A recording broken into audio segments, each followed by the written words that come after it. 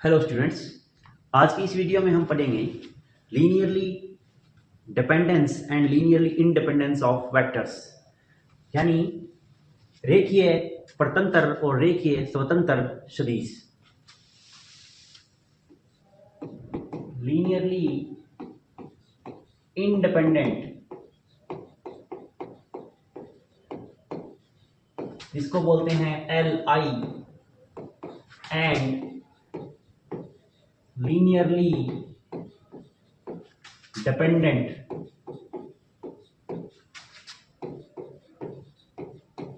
जिसको बोलते हैं हम LD वेक्टर्स क्या होते हैं।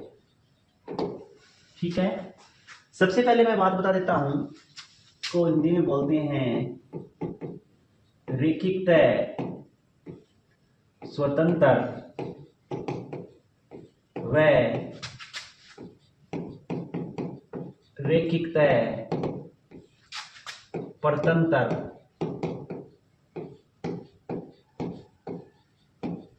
सदिश।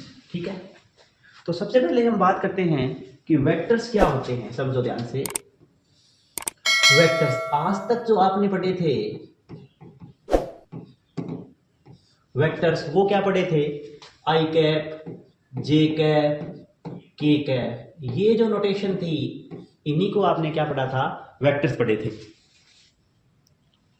ठीक है, ये जो नोटेशंस थी, इन्हीं को आपने क्या पढ़े थे? वेक्टर्स पढ़े थे। ठीक है, लेकिन जब हम बात करते हैं लीनियर अलजेब्रा की, तो हमारे वेक्टर्स क्या होते हैं? थोड़े से इस तरीके से लिखे जाने शुरू हो जाते हैं, या तो लिखे जाएंगे कॉलम वेक्टर, कॉलम मैट्रिक्स में, या लिखे जाएंगे रो मैट्रिक्स में। जैसे फॉर एग्जांपल, आपका जो वेक्टर था A I cap plus B J cap plus C K cap, अब यहां पर क्या बन जाएगा? ये या तो ऐसे लिखा जाएगा ए बी सी, या लिखा जाएगा ये इस तरीके से ए बी सी, वो एक ही बात है। ठीक है, और जो हम मैट्रिक्स लिखते हैं जैसे ए बी सी डी, ये भी हमारे क्या है? वेक्टर्स हैं। यानी जो भी चीज आ रही है उन्हीं को हम क्या बोलते हैं? वेक्टर्स बोलते हैं। पॉलिनोमियल है वो भी हमारा एक तरीके से वेक्टर हो जाता है। एक्चुअली में कंसेप्ट जो है वो वेक्टर स्पेस से आता है, आपको उसको समझने की जरूरत नहीं है अभी। अब ये समझो कि जो भी चीज आपको दे रखी है, जैसे ये कॉलम्स दे रखे हैं, ये रोज दे रखी है मैट्रिक्स की, और ये खुद मैट्रिक्स हैं, ये सारे क्या हैं? वेक्टर्स हैं। ठीक है, आपको कंफ्यूज नहीं होना है कि कई बच्चे क्या होते हैं, कंफ्यूज हो जाते हैं कि वेक्टर का मतलब समझते हैं A I cap plus B J cap plus C K cap. ऐसा कोई जरूरी नहीं है। लीनियर अलजेब्रा में वेक्टर्स उनको बोलेंगे, जैसे ये कॉलम वेक्टर है, ये भी एक कॉलम वेक्टर बोलेंगे, इसको रो वेक्टर बोलेंगे, और ये मैट्रिक्स है, ये भी अपने आप में क्या है? एक वेक्टर है। ठीक है, तो एक चीज ध्यान रखना कि लीनियरली इंडिपेंडेंट है, उसको LI लिखते हैं शॉर्ट फॉर्म में। क्या बोलते हैं? मैं LI लिखते हैं, मैं LI लिखूंगा। LI का मतलब क्या हो जाएगा? Linearly independent. ठीक है, और यहां पर मैं लिखूंगा लीनियरली डिपेंडेंट को, क्या लिखूंगा मैं? LD लिखूंगा शॉर्ट फॉर्म में। मैं बार बार लीनियरली डिपेंडेंट ऐसे नहीं बोलूंगा, अब LD बोलूंगा तो समझ जाना कि लीनियरली डिपेंडेंट की मैं बात कर रहा हूं। ठीक है, लीनियरली सबसे पहले हम देखते हैं, जैसे इनकी डेफिनेशन देखते हैं कि लीनियरली इंडिपेंडेंट क्या होता है, वेक्टर्स कब बनते हैं और लीनियरली डिपेंडेंट कब बनते हैं। जैसे मान लेते हैं हमारे पास आपको वेक्टर्स दे दिए V1, V2 और ऐसे करके Vn, n वेक्टर्स आपको दे दिए गए हैं। क्या दे दिए गए हैं? n vectors. ठीक है, वो चाहे कॉलम हो, चाहे रो हो, चाहे कुछ भी हो। ठीक है, अब आपको क्या लेने हैं? n कॉन्स्टेंट्स उठाने हैं। क्या उठाने हैं? A1, A2 ऐसे करके An, क्या उठाने हैं? n constants. ठीक है, अब आपको क्या करना है? एक इक्वेशन लिखनी है ऐसे, A1 V1, यानी A1 को मल्टीप्लाई करना है V1 से, प्लस A2 V2, फिर ऐसे करते करते आपको चलना है An Vn इक्वल टू 0। तो यहां 0 जो है हमेशा यहां फिक्स है, ये 0 लेना है। ये 0 क्या होगा? अगर कॉलम वेक्टर है तो ये कॉलम वेक्टर 0 0 0 0 हो जाएगा, अगर ये रो वेक्टर है तो 0 0 0 हो जाएंगे। अगर v1 v2 vn क्या है आपकी मैट्रिक्स है तो ये क्या हो जाएगी, जीरो मैट्रिक्स हो जाएगी, 0 0। यानी ये जो जीरो है उसका मतलब है कि v1 v2 vn जो भी ले रहे हैं उसी हिसाब से हम जीरो को रखेंगे। अगर v1 v2 vn vectors matrix है तो हम जीरो मैट्रिक्स रखेंगे, ठीक है। उस हिसाब से इस जीरो का मतलब वो हो जाता है, एक्चुअली में ये जीरो वेक्टर है, ठीक है। अब हम देखेंगे कि ये इक्वेशन को हम सॉल्व करेंगे, इस इक्वेशन को क्या करेंगे हम सॉल्व करेंगे, सॉल्व इट, ठीक है। सॉल्व इट फॉर किसके लिए सॉल्व करेंगे हम, a1 a2 an, in constants के लिए सॉल्व करेंगे हम। अब क्या होगा, दो कंडीशन बनेगी, सॉल्यूशन जो आएगा अगर a1 a2 an जीरो हो यानी ओनली जीरो सॉल्यूशन, इसके अलावा कुछ नहीं हो, only zero, only zero, non zero कभी नहीं बने, उस केस में क्या होंगे, वेक्टर्स हो जाएंगे, वो क्या हो जाएंगे, li, लीनियरली इंडिपेंडेंट हो जाएंगे। यानी a1 a2 an की वैल्यू है वो जीरो तो हमेशा ही बनती है। देखो यहां जीरो रख दो, यहां जीरो रख दो, यहां जीरो रख दो तो जीरो तो बनेगा, जीरो तो सॉल्यूशन आई आएगा हमेशा। कहने का मतलब है सिर्फ जीरो सॉल्यूशन आए, उसके अलावा कोई सॉल्यूशन नहीं आ रहा हो नॉन जीरो, तो उस केस में क्या बनेगा, लीनियरली आई बनेगा, सॉरी लीनियरली इंडिपेंडेंट बनेगा li। अगर एक भी नॉन जीरो सॉल्यूशन आ गया, एक भी नॉन जीरो सॉल्यूशन आ गया, उस केस में क्या बनेंगे, वेक्टर्स जो है वो क्या बन जाएंगे, LD बनेंगे, लीनियरली डिपेंडेंट बनेंगे। तो कहने का मतलब क्या हो गया, आपको बस क्या करना है, आपको वेक्टर्स दे दिए, मान लो 3 दे दिए, v1 v2 v3, तो आपको क्या करना है, इक्वेशन बनानी है a1 v1 plus a2 v2 plus a3 v3 equal to 0। फिर सॉल्व करना है a1 a2 a3 के लिए। अगर a1 a2 a3 सिर्फ जीरो ही सॉल्यूशन दे रहे हैं, उसके अलावा कोई वैल्यू नहीं आ रही है नॉन जीरो, तो क्या है, लीनियरली इंडिपेंडेंट है। अगर एक भी नॉन जीरो सॉल्यूशन आ गया, उस केस में क्या होगा, लीनियरली डिपेंडेंट होगा। तो कहने का मतलब है अगर जीरो है सॉल्यूशन सिर्फ, तो लीनियरली इंडिपेंडेंट li, अदरवाइज क्या होंगे, LD होंगे वेक्टर्स, ठीक है। ये बात हमारे पास बन जाती है। अब हम एग्जांपल देखते हैं, ठीक है। एग्जांपल देखें तो हमारे पास आपको ये बोलेगा, पूछेगा पूछने वाला कि चेक कीजिए कि 3 वेक्टर्स हैं आपके पास 1 1 1 1 1 सॉरी 1 1 0, फिर दूसरा है 1 1 1 और तीसरा है 2 1 3। ये क्या है, मतलब ये li है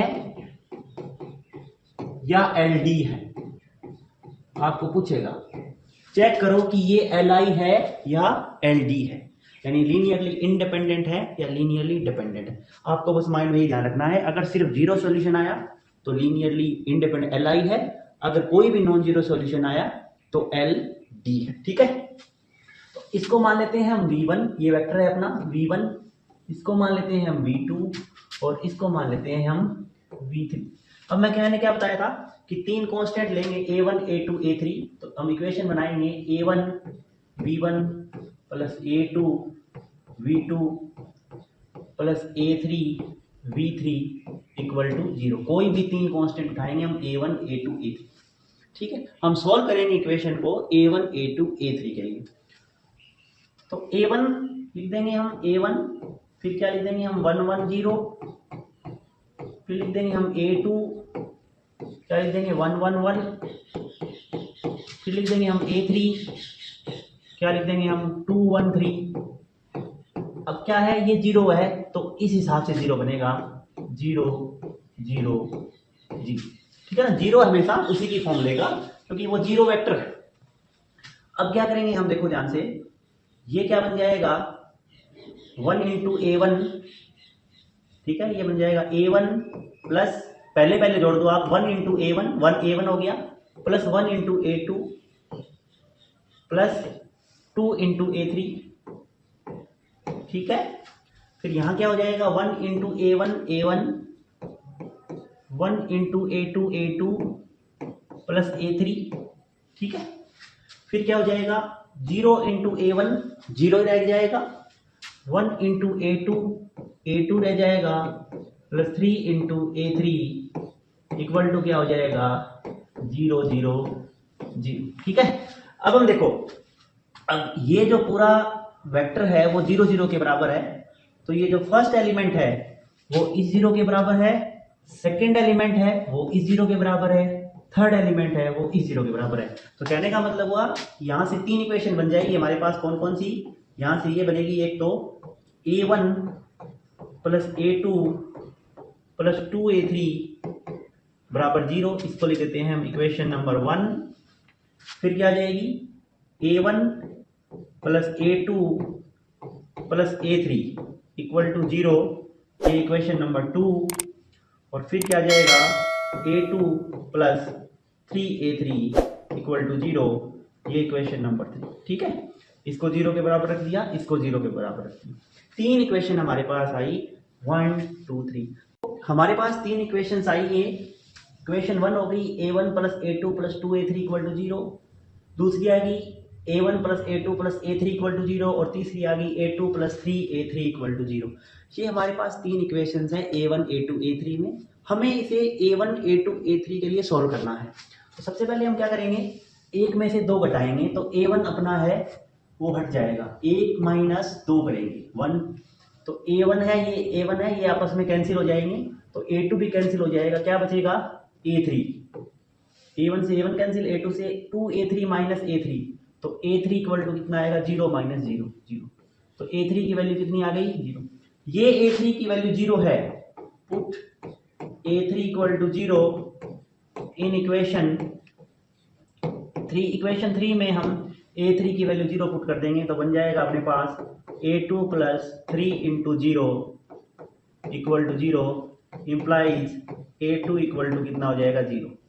तो यहां से हमारे पास a2 कितना हो जाएगा, 0 हो जाएगा। इस a3 की 0 वैल्यू और a2 की 0 वैल्यू है वो रखेंगे हम। ठीक है, putting a2 and a3 equal to 0 in equation 1। Equation 1 में पुट करेंगे हम, तो क्या हो जाएगा, a1 प्लस 0 प्लस 2 गुना 2 into 0 equal to 0, that means a1 equal to 0। ठीक है, तो हमारे पास देखोगे, आप ध्यान से देखोगे कि a1 सॉल्यूशन क्या आया, a1 a2 a3 equal to 0। सिर्फ हमारे पास 0 सॉल्यूशन आ रहा है, कोई भी एक नॉन जीरो सॉल्यूशन नहीं आ रहा। सिर्फ क्या आ रहा है, हमारे पास 0 सॉल्यूशन आ रहा है। That means v1 v2 v3 तीनों वेक्टर क्या हैं, v1 v2 v3 तीनों वेक्टर्स क्या हैं, li यानी लीनियरली इंडिपेंडेंट, या कह सकते हैं रेखिक तय। रेखिक तय क्या है, स्वतंत्र। क्या है, रेखिक तय स्वतंत्र है। क्या है, रेखिक तय स्वतंत्र है।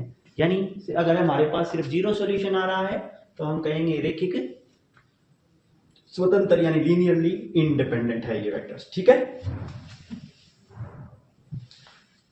अब हम नेक्स्ट एग्जांपल देखते हैं जिसमें हमारे पास तीन वेक्टर दे रखे हैं, -1 2 1 3 0 -1 एंड -5 4 3। ये तीन वेक्टर्स दे रखे हैं आपको, और हमें ये चेक करना है ये Li है या LD है। Li है या LD है, आपको चेक करके बताना है। तो सबसे पहले हम क्या करते हैं, इसको V1 लिखते हैं, इसको V2 लिखते हैं, और इसको V3 लिखते हैं। ठीक है, अब हम एक इक्वेशन बनाते हैं, A1 V1 plus A2 V2 plus A3 V3 equal to 0। ठीक है, A1 A2 A3 कॉन्स्टेंट्स है हमारे। हमको क्या करना है, इस इक्वेशन को A1 A2 A3 के लिए सॉल्व करना है, और ये देखना है कि सिर्फ 0 सॉल्यूशन बनेगा या कोई नॉन जीरो भी सॉल्यूशन बन रहा है। अगर सिर्फ 0 सॉल्यूशन बन रहे हैं तो हम कहेंगे Li यानी लीनियरली इंडिपेंडेंट है, रेखिक तय स्वतंत्र है।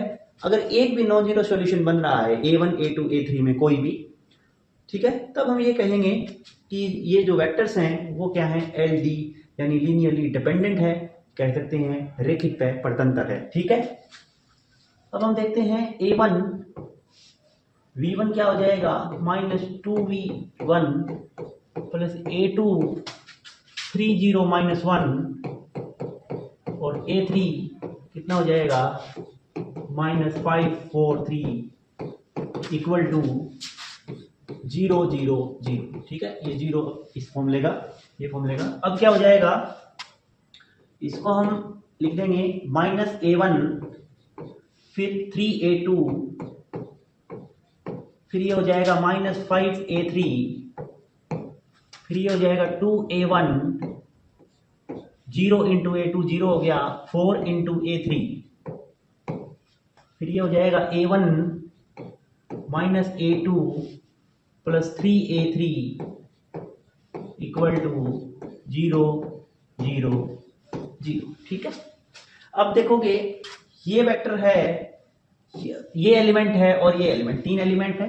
तो ये एलिमेंट 0 के बराबर पहले वाले, दूसरा एलिमेंट दूसरा 0 के बराबर और तीसरा एलिमेंट है तीसरे 0 के बराबर। तो क्या हो जाएगी हमारे पास तीन इक्वेशंस आएंगी A1 A2 A3 में -A1 3A2 -5A3 equal to 0। Equation number 1 2A1 plus 4A3 equal to 0। Equation number 2 फिर आएगी A1 -A2 plus 3A3 equal to 0। ये आ जाएगी इक्वेशन नंबर 3। ठीक है, हमारे पास तीन इक्वेशंस हैं, तो मैं इन इक्वेशंस को दोबारा लिखते। हमारे पास तीन इक्वेशंस हैं, हमें क्या करना है A1 A2 A3 के लिए इन तीनों इक्वेशन को सॉल्व करना है। तो सबसे पहले हम क्या देखेंगे, यहाँ -A1 है और यहाँ प्लस का A1 है, हम 1 और 3 दोनों इक्वेशन को क्या करेंगे, ऐड करेंगे। तो 1 प्लस 3 क्या हो जाएगा, ठीक है, A1 -A1 plus A1 cancel, 3A2 -A2 कितना हो जाएगा 2A2 -5 plus 3 -2A3 equal to 0। ठीक है, ठीक है ना, ऐसे हो जाएगा। यहां से हम इसको सॉल्व करें तो हमारे पास क्या बन जाएगा 2A2 इक्वल टू 2A3। फिर यहां से क्या हो जाएगा A2 इक्वल टू A3। हमारे पास क्या बन गई, एक सिचुएशन ये बन गई कि A2 है वो A3 के इक्वल है। ठीक है, अब हम क्या करेंगे, इस A2 की वैल्यू है वो इक्वेशन 3 में रख देंगे। ठीक है, put A2 equal to A3 in equation 3। Equation 3 में पुट करेंगे तो अपना बन जाएगा A1 माइनस A3, A2 की जगह क्या आ जाएगा A3 आ जाएगा, प्लस 3A3 इक्वल टू 0। तो हमारे पास इक्वेशन बन जाएगी A1 plus 2A3 equal to 0। मतलब A1 इक्वल टू कितना आ जाएगा -2 A1 इक्वल टू क्या आ जाएगा -2A3। तो यहां पर हम देखेंगे, ये चीज मैं यहां से यहां लिख देता हूं, तो हमारे पास आ जाएगा A1 इक्वल टू -2A3। अब आप कोई भी चीज A1 A2 की वैल्यू वहां रख के देख लो, आपको A3 की वैल्यू नहीं मिलेगी डायरेक्ट। ठीक है, अब यहां पर आप देखोगे कि A3 है वो एक तरीके से फ्री रह रहा है। A3 क्या रह रहा है, एक तरीके से फ्री रह रहा है, और A2 और A1 क्या रह रहे हैं, A3 पे डिपेंड हो रहे हैं। यानी अगर हम A3 की वैल्यू 0 रखें तो A1 A2, अगर A3 की वैल्यू अगर हम 0 रखें तो ध्यान से देखोगे आप, तो A1 और A2 दोनों क्या बन रहे हैं, 0 बन रहे हैं। अब आप ऐसे मत सोचना कि लीनियरली 0 सॉल्यूशन आ गया तो Li हो गया, नहीं, बिल्कुल रॉन्ग। आप ऐसे नहीं सोचना है कि A3 0 था तो A1 A2, बिल्कुल A1 A2 A3 equal to 0 solution है इसका। देख लो, चाहे आप A1 A2 A3 तीनों 0 रख के देख लो, तीनों इक्वेशन सेटिस्फाई होंगी। बिल्कुल, मैंने कहा 0 सॉल्यूशन तो हमेशा मिले ही मिलेगा। अगर 0 के अलावा कोई सॉल्यूशन और ना मिले तो लीनियरली इंडिपेंडेंट यानी Li है। A3 अगर 0 रखा हमने तो A1 A2 क्या बन गया, 0 बना। ठीक है, उस केस अब आपके बाद आप सोचोगे कि 0 सॉल्यूशन आ गया, तो सर ने तो बताया था कि Li होना चाहिए, लीनियरली इंडिपेंडेंट होना चाहिए। ऐसा नहीं है, क्योंकि मैंने क्या बताया था, सिर्फ अगर 0 सॉल्यूशन दे तभी क्या है, Li है। यहां पर आप जब आप A3 इक्वल टू 1 रखोगे तो आपको सॉल्यूशन क्या मिलेगा, A1 इक्वल टू -2 और A2 इक्वल टू 1। ये भी एक सॉल्यूशन है, लेकिन ये कौन सा सॉल्यूशन है? नॉन जीरो सॉल्यूशन है। तो इसका मतलब जीरो के अलावा हमें एक नॉन जीरो सॉल्यूशन भी मिल गया, इसलिए ये वेक्टर क्या होंगे? LD होंगे, लीनियरली डिपेंडेंट। तो अपने ये जो वेक्टर्स हैं वो क्या होंगे? इसका मतलब vectors v1, v2 and v3 are LD, linearly dependent होंगे। तो कहने का मतलब है कि अगर सिर्फ जीरो सॉल्यूशन आए, सिर्फ जीरो, जीरो के अलावा कोई नॉन जीरो सॉल्यूशन नहीं मिले एक भी, उस केस में हम कहेंगे कि वो लीनियरली इंडिपेंडेंट है। जो वेक्टर्स हैं वो क्या है? लीनियरली इंडिपेंडेंट, यानी LI है। एक भी नॉन जीरो सॉल्यूशन आएगा तो वेक्टर्स क्या होंगे? LD, यानी लीनियरली डिपेंडेंट होंगे। ठीक है। अब ये जो दो एग्जांपल्स हमने किए वो क्या है? हमने ये तो दो एग्जांपल्स हमने किए, वो किस बेसिस पर हुए? वो हमारे वेक्टर्स दिए हुए हैं, रो वेक्टर्स दिए हुए हैं, उसके आधार पर हमने बताया। अब हम देखेंगे कि मैट्रिक्स के अगर एग्जांपल आ जाएं तब हम कैसे सॉल्व करेंगे। आपको मान लो 2 या 3 मैट्रिक्स दे दी और पूछ लिया कि ये मैट्रिक्स लीनियरली इंडिपेंडेंट LI है या LD है, तो आप उसे कैसे देखोगे? ठीक है। अब हम इस चीज को नेक्स्ट एग्जांपल में देखते हैं।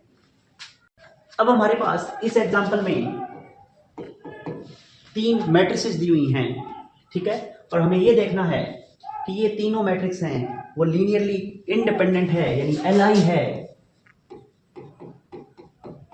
या LD है, LI है या LD है। तो हम क्या करेंगे? इसको मानेंगे V1, इसको मानेंगे हम V2 और इसको मानेंगे हम V3। फिर क्या बनाएंगे? एक इक्वेशन बनाएंगे, A1 V1 plus A2 V2 plus A3 V3 equal to 0।